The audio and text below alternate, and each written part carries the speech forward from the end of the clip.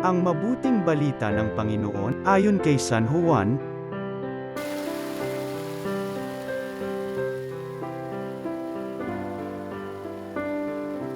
Noong panahong yun, naruan uli si Juan at ang dalawa sa kanyang mga alagad.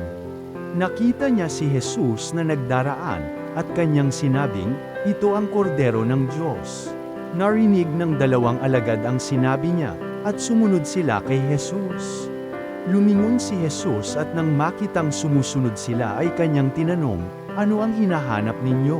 Sumagot sila, "Saan po kayo nakatira, Rabi?" Ang kahulugan ng salitang ito ay guro. "Halik kayo at tingnan ninyo," ani Jesus.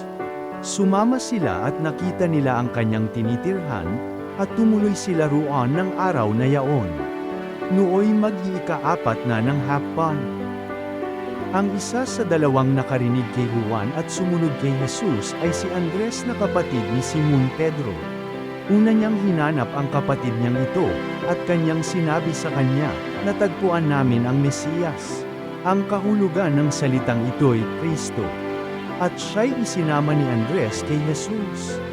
Tiningnan ni Jesus si Simon at sinabi sa kanya, "Ikaw si Simon na anak ni Juan. Ang ipangangalan ko sa iyo ay Cephas." Ang katumbas ng ngalang ito ay Pedro. Ang mabuting balita ng Panginoon.